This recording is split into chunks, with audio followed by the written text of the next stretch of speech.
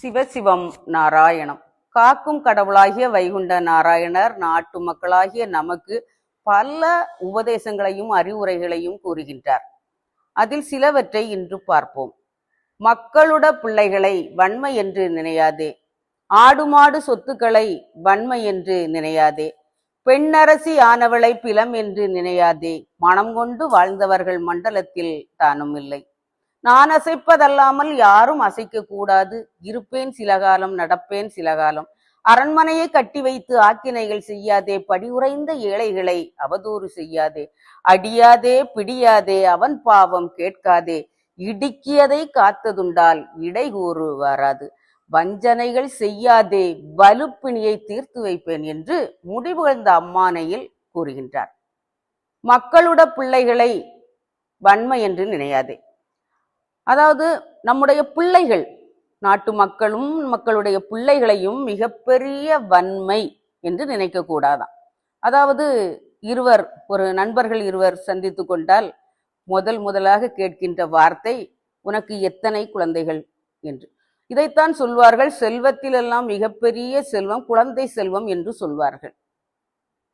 ஆம், உலகியல் வாழ்க்கை சார்ந்து நாம் பேசிக்கொண்டிருந்தால் அது சிறப்பு. ஆனால் இறைவன் ஞானம் சார்ந்த அறிவுரைகளை சொல்லும் போது அவர் என்ன சொல்கின்றார்? மக்களுடைய பிள்ளைகளை வன்மை என்று நினையாதே. அதே நண்பரிடம் நீங்கள் எனக்கு ஒரு ஆண் இருக்கின்றது, ஒரு ஆணும் பெண்ணும் இருக்கிறது என்று சொன்னால் அவர் சிரித்து கொண்டே அப்படியா என்று கேட்பார்.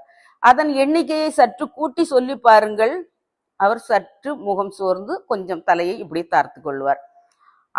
அதுக்கு அடுத்தபடியாக எனக்கு 5 பெண் குழந்தைகள் இருக்கிறது என்று சொல்லி பாருங்கள், ஐயோ பாவம் என்று மனதுக்குள் நினைத்து கொள்வார். இதுதான் உலகியல் சார்ந்தது. எனவேதான் ஐயா சொல்லுகின்றார், மக்களுடைய பிள்ளைகளை வன்மை என்று நினையாதே, ஆடு மாடு சொத்துக்களை வன்மை என்று நினையாதே. இது பண்ணையார் குடும்பம். ஆடு மாடு சொத்து சுகம் என்று மிகப்பெரிய செல்வந்தனாக இருப்பார்கள். அவர்களையும் என்ன செய்யக்கூடாதான்? மிகப்பெரிய வன்மை. என்னால் அவங்களுக்கு அதிகார ஆணவ தோரணைகள் அவர்களிடம் இருக்கும், வந்துவிடும், தானாக வந்துவிடும். எனவேதான் அதையும் வன்மை என்று நினையாதே. பெண்ணரசி ஆனவளை பிலம் என்று நினையாதே. பெண் என்றாலே அந்த காலத்தில் இருந்தே அவள் ஒரு அடிமை, ஒரு கணவனுக்கு அவள் ஒரு அடிமை என்றுதான் நினைப்பார்களே தவிர, வீட்டில் வளர்க்கும் போது கூட அவர்களை வெளியே அனுப்பாமல், கல்விகளுக்கு கூட அதாவது போக முடியாத காலம் இருந்தது கல்வி படிப்பிற்கு. இப்போது சரிசமமாகி வந்து கொண்டிருக்கிறது. அதைத்தான் அவர் சொல்லி, அவள் நீ ஒரு மன்னன், அதாவது ஒரு அரசன் என்றால் அவள் ஒரு அரசி, நீ தலைவன் என்றால் அவள் தலைவி, அவள் உனக்கு ஒரு துணை, உனக்கு ஒரு வலதுகரம் என்று கூறுகின்றார். எனவே அவளை நீ சாதாரணமாக நீ நினைக்க கூடாது என்று கூறுகின்றார். மனம் கொண்டு வாழ்ந்தவர்கள் மண்டலத்தில் தானும் இல்லை என்று கூறுகின்றார்.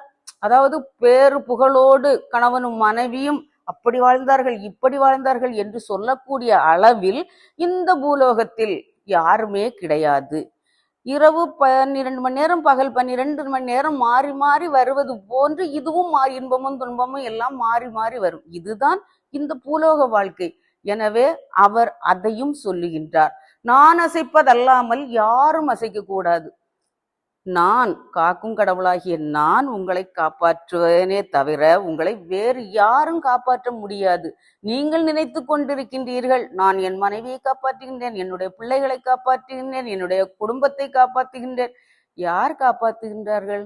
இறைவன், காக்கும் கடவுளாகிய அவர் மட்டுமே நம்மளை காக்கின்றார். எனவேதான் சொல்லுகின்றார், நான் அசைப்பதல்லாமல் யாரும் அசைக்கக்கூடாது, யாராலையும் முடியாது, என்னால் மட்டுமே அது முடியும் என்கிறார். இருப்பேன் சில காலம், நடப்பேன் சில காலம்.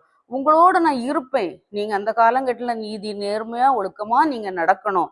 அப்படி இல்லை என்றால் நான் உங்களை விட்டு போய் விடுவேன் என்று கூறுகின்றார்.